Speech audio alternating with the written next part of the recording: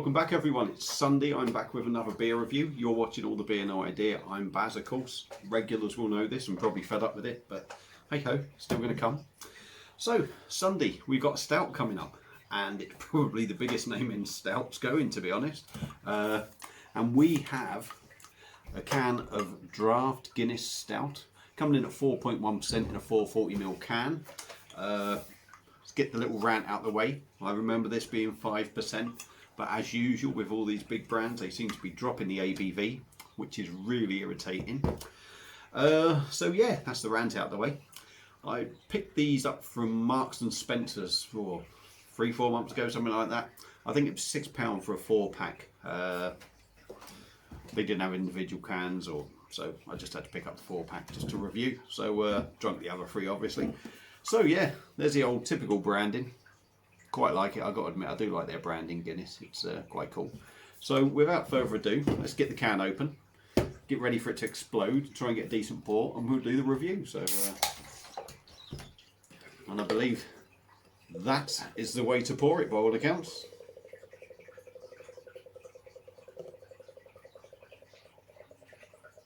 I have got a big Guinness glass, but it would have looked, I think this can would have looked, only filled it about halfway, I reckon. So I thought I'd bang it in one of these sort of typical sort of Guinness style glasses. So obviously there's a lot of people who love Guinness out there, so I think it's one that needs to be reviewed. I have done the Nigerian Guinness, and I've done the original Guinness as well. So now we're doing the old draft pour one. So typical sort of Guinness there. Jet black, it's cascading down, it will settle soon. I'm going to guess there's going to be a finger and a half, 2 finger of creamy tan head. So I'll just let that settle a little bit more. What we've got coming up in the next couple of days, if you've seen the video, I put a new video up this morning about a brand new keg that was released, and that's exclusive to Beer Shark. So that is coming up for review for tomorrow. Can't get my words out, put my teeth in. I must have put somebody else's teeth in. Yeah, so that'll be coming up, so keep an eye out for that, especially, you know, not necessarily, if you don't own a blade you might not be interested, but if you do, that review will be coming up of that Austrian lager coming in at 5.2% called Linzer beer. So I've filled the time now, the beer has settled, jet black. It looks a bit more white on top, but it is slightly off white. So without further ado, let's dive in on the nose, see what we get.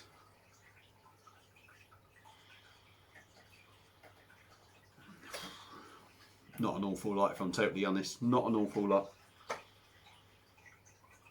A bit of sort of like light sort of coffee aroma. Very light roastiness. Very milky smell. I would say a very milky aroma. Everything's very subdued coffee sort of thing, very subdued chocolate, and I'm talking very subdued. A little bit of sort of milky coffee sort of thing in there really for me, that's the main thing. So yeah, not over exciting on the nose, so without further ado, let's dive in. Cheers everyone, Stout Sunday, here we come.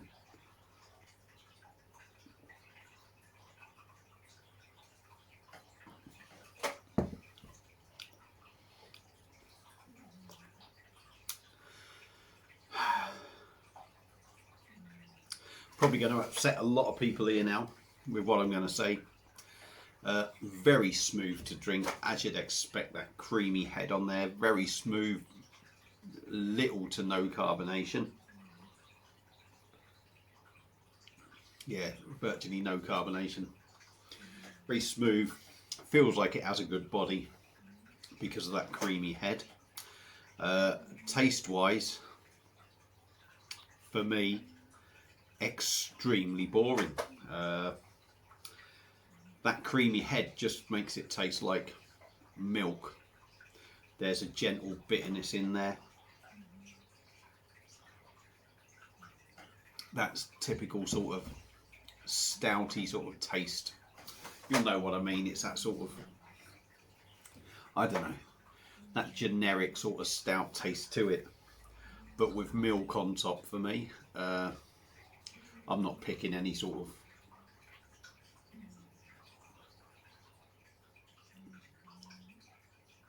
typical sort of bitter stout sort of thing in there. Milky from the head. Don't really pick up any sort of coffee, if I'm totally honest. Don't really pick up any sort of chocolate sort of notes in there. This for me it is exactly the same as, say, what, a John Smith's, a Worthington, not as in the same taste as that, but if you get a decent Guinness, I'm guessing a casting or something, you know, not this bloody nitroed up stuff. It's just so smooth, so clean, if you like. It loses its flavour. It loses something. It's too perfect. It's so perfect that it loses all its character. And the same is with sort of like, you know, these smooth flow bitters and Worthingtons and Boddingtons. They're all so smooth, but they have no character. They have no taste anymore. And the Guinness is exactly the same for me. Yeah, I'll drink it. It certainly won't be going down the sink, but there's nothing to Guinness anymore for me. Yeah, it's drinkable, but there's so many more nicer stouts out there that I'd rather pick up. Yeah, if you like Guinness, you like it. Yeah, it's smooth, this, that and the other. If you like it, that's up to you, that's fine. But for me, a little bit bland really these days. So yeah, that's my opinions on Guinness. Obviously, a lot of people out there have had Guinness. If you want to put me down and tell me I'm stupid, give me your views on this beer, that's entirely up to you. You're entitled to your opinion. Hopefully you've enjoyed this review, if a little bit boring because not much to say about it. Yeah, feel free to like and share the video, subscribe to the channel. That's it for this one. I'm going to come back with another one in a bit. Hopefully that's going to be better. So enjoy your Sunday, and I'll see you again very soon. Cheers.